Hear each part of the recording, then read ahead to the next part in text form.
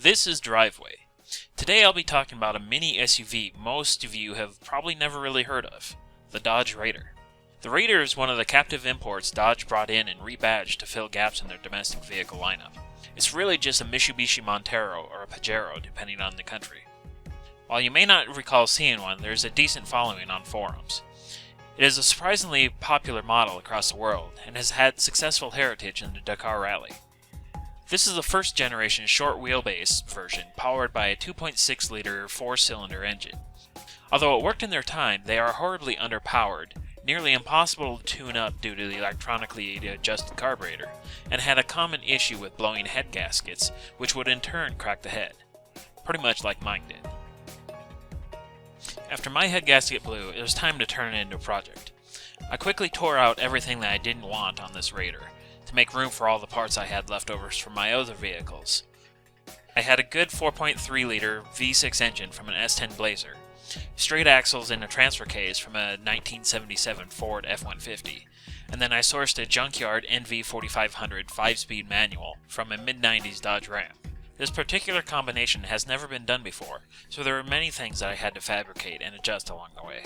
Major necessities were the long radius arms, fabricated from 2x2 1/4-inch thick square tube, and widening the frame to allow the spring buckets to sit in the correct location for the wider axles. After it was assembled with 37-inch tires installed, I was able to see how much the tires stuck out beyond the body. Since the state I live in requires something to cover the tires, I had to set out to make some sheet metal fenders for the truck, and welded up some rock sliders while I was at it.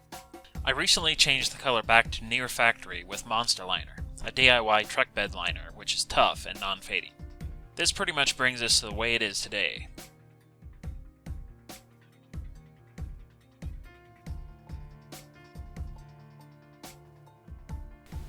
Taking a closer look, you can see just how well the 4.3-liter fits in the engine bay.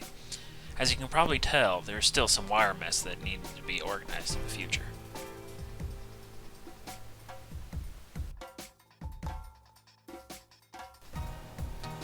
The front Dana 44 retains most of its Ford parts, and the cheap agricultural link works well for a temporary panhard bar, which should be replaced soon.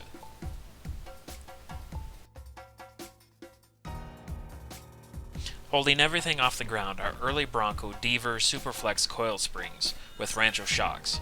This allows ample articulations for this setup while keeping body lean tamer than I expected.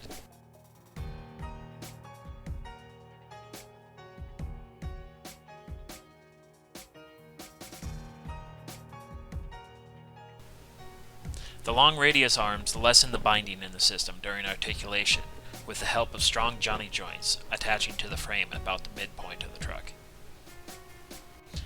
At the rear, the spring perches were moved inward, and the axle was leveled to the front by retaining the stock Ford lift blocks and adding lift shackles at the rear of the leaf springs.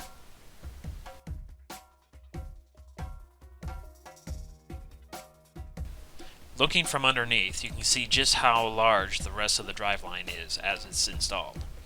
The truck isn't perfect, but I really like it so far, and you are sure to see it again as I continue the never-ending upgrades that a project vehicle usually takes.